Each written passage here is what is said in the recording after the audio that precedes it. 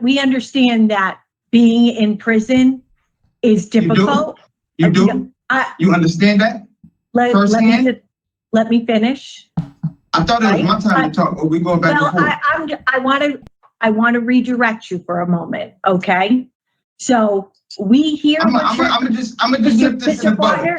I came here personally to close interest of my parole, to waive parole personally. Oh, okay. On behalf of the 85ers and all that, you. Welcome to another episode, everyone. This individual here is trying to gain parole from the parole board, but he ends up spazzing out on the very people you're asking to send you home. Good luck with that. This panel can suck my... Okay, everybody, and you know what time it is. It is another Connecticut parole hearing, and we are about to see a parole hearing for a man that has been coddled by the system. His record, it is so extensive, yet when you look through it, you can see probation after probation after probation, yet each probation being terminated. He is given chance after chance, yet conviction after conviction, and still only given a 5-year sentence when he finally picked up far too many felonies. Yet here he is as the victim, the poor victim being locked up. Why? Why is life so unfair? But what's crazy about this, truly, to me, is that we see the parole board continue to attempt to coddle him until he gives them no more choice. Anyways, let's just jump in and see the most insane parole hearing, and then think about the fact that soon, very soon, he will be walking the streets of Connecticut again. So with that, let's jump in. Shakil Faulkner, 389743. Perfect. Thank you, Mr. Faulkner. Okay, so this hearing is being conducted in consideration of the parole application for Mr. Shakil Faulkner, inmate number 389743. He's serving a total effective sentence of 10 years, execution suspended after 5 years. This is concurrent, followed by 5 years probation for the charges of criminal possession of pistol, revolver, criminal possession of firearm, ammunition, defense weapon, robbery second degree, and strangulation, suffocate second degree. As of today, records reflect the parole eligibility date. He has a lot of charges, even though he apparently, is not facing that much time or is not doing that much time. 10 years, suspended sentence or whatever the hell's going on. Did maybe do 5 years of it, but that's a lot of charges and serious charges. He needs to be a little humble. You're trying to go home. Of November 28, 2025. This is at 85% eligibility. There is no victim input in this case. There was no assigned offender accountability plan recovered from the DOC master file for this offender. He did successfully participate. Actually, he's been successfully participating, and according to the RT3, he did successfully complete addiction services tier 2. He further had reported completing anger management house at Cheshire back in October 2024. He remains on the Department of Correction waiting list for 5 or 7 day job assignment, Second Chance, the Education Alliance, and Voices.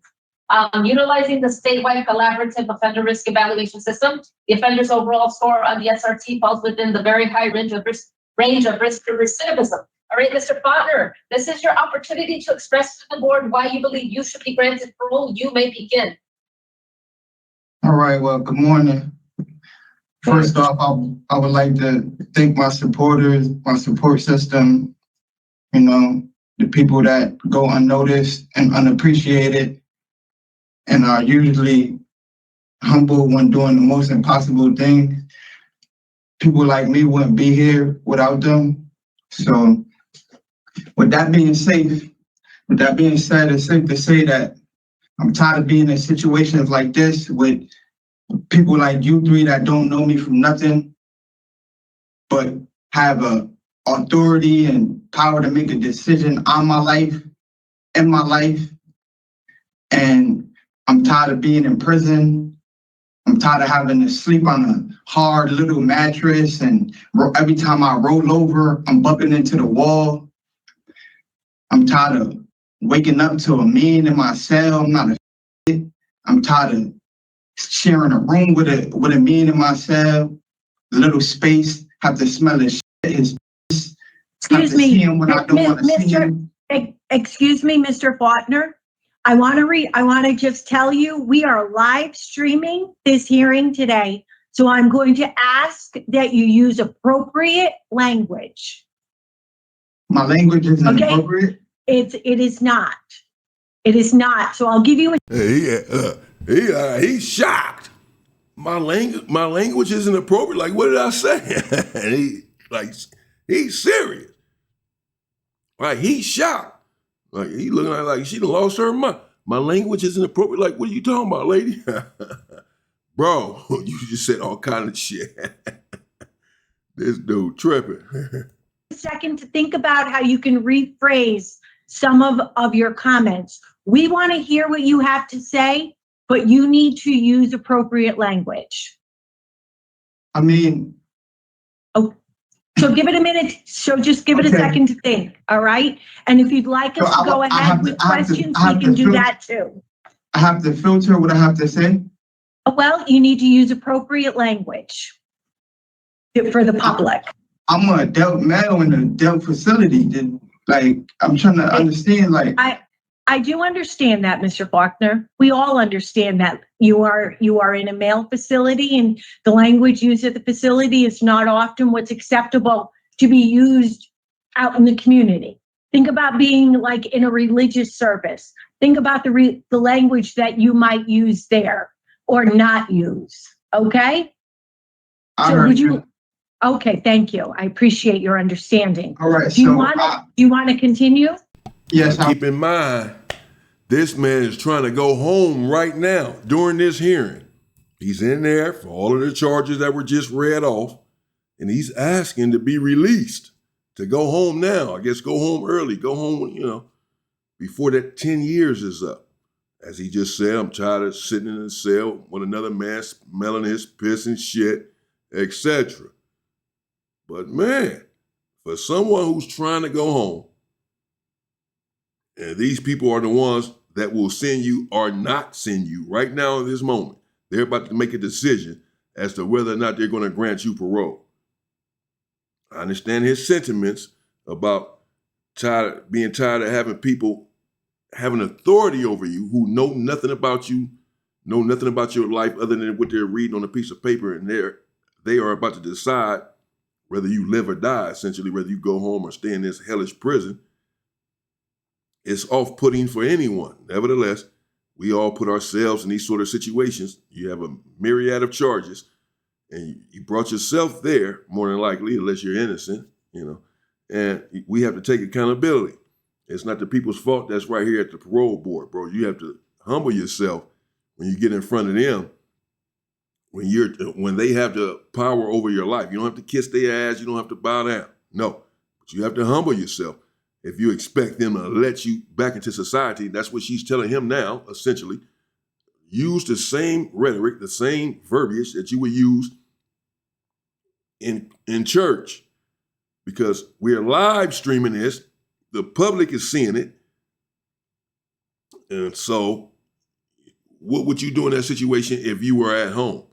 They're basically giving him a test, saying you are asking us to send you home, but what you do here is a reflection upon what you're going to do when you get home. So if you're acting like this now, cannot control yourself, cannot control your language, even in this setting, then, what's going to happen when you get home and it's not so controlled? The setting is not so controlled. Not leaving a good impression so far, brother, for a man who's trying to go home in front of his parole board. That's it, man. we'll continue. Excellent. So I'm tired of having to smell other men's feces and urine and body odor. I'm tired of having to see a man when I don't even want to see nobody. I'm tired of having to drink water out of a bag because the water out the sink smells like chemicals and tastes like rust. I'm tired of having to wait for my door to get popped so I could go get in a shower and this and that. I'm tired of every time I walk through the hallway, I'm getting pat down like a man wants to touch me. I'm tired of being in here and having staff members feel like they're better than me and I'm supposed to sit there and take all their disrespect and everything. I'm tired of eating the food that they serve here. A dog wouldn't even eat it. I'm tired of having poor medical care. I'm complaining about something and they telling me take Tylenol. I'm tired of getting poor mental health treatment and they telling me, oh, write us. Oh, we'll get to you. Oh, and that's it. Okay, so Mr. Faulkner, we understand that being in prison is difficult. You do? You understand that? Let me finish. I thought it was my time to talk. Are we going back and forth? I want to redirect you for a moment, okay? So we hear. I'm gonna just nip this in the bud. I came here personally to close interest of my parole, to waive parole personally. Oh, okay. On behalf of the 85ers and all that, you this panel can suck my. I don't have nothing else to say. Okay, Mr. Faulkner. I don't care about your parole. Okay. Chair, I think he just Right. waived his. Yeah. just waived parole. So I hear you, panel members. So Mr. Damn. What the hell? So you don't want to go home? On behalf of the 85ers, who the hell are the 85ers? The hell with them. Get me out of here. The fuck? This dude tripping. Going up the peace sign like he just busted nutty, like he just flexed, like he just did something. No, this makes no sense. So you're sitting here at the parole board complaining about everything that's wrong with prison. You gotta drink water out of the bag, the water smells, smelling your silly shit and piss, looking at another man all day, etc. All of the reasons you would think he wants to get out of here. That's why he's reciting all this, saying how horrible it is. I'm thinking he's saying, man, let me out, please. This is horrible. Only to say all that to turn around and say, I don't care what y'all do. I don't give a fuck. So you don't care about being in prison. You don't care about going back to your cell. Telling the parole board to suck your dick, you don't give a fuck about going back. You damn sure ain't going home now. You have to know that. And apparently he doesn't care. Well, why say all of that about the horrors of prison and what you're going through being in there if you don't care about getting out? Partner, I don't even care what you have to say. Your request is to waive parole today? Yes, I don't even Thank care you. what you have to say. Okay. So Parole Officer Vasquez, Mr. Faulkner would like to waive his parole hearing today. We noted, Madam Chair, woman, and okay, so this concludes this hearing for Shaquille Faulkner 389743, going off the record. And so could you please have the officer send in the next inmate, Mr. Faulkner? No, I can have myself escorted out. Y'all could call that. I don't work for y'all.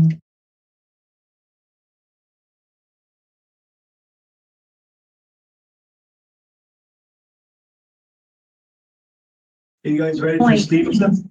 Yes, thank you. Please. That he was very highly inappropriate, He's very agitated. very agitated and highly inappropriate. The last guy? Yeah, All right, thank you. thank you. Agitated and He's very agitated and highly inappropriate. Yeah, that's them giving the officers a warning. I remember I went through that before the police beat my ass there in a county jail. I was in San Bernardino County Jail for a moment, and they beat my ass. And then when I was trying to get some get back, and I'm trying to get them to take the cuffs off of me, they're telling me, you're too agitated. You think? You think? This dude's bananas, though, man. Let me know what y'all think in the comments, man. It threw me off because he's saying all this like he wants to go home, how bad the prison is. And I agree, having been there for over 30 years myself, it's horrendous, dehumanizing. And I'm sure he wanted to get out of there, but I don't know if he wanted to get out of there, actually. Telling the parole board to kiss your ass, suck your dick. And you said, I don't give a fuck this parole hearing, I'm waiving my parole hearing, so I guess he wasn't there to get out. And he didn't get out, and it doesn't seem like he was there trying to come home. How? You didn't even go there saying, can you let me out?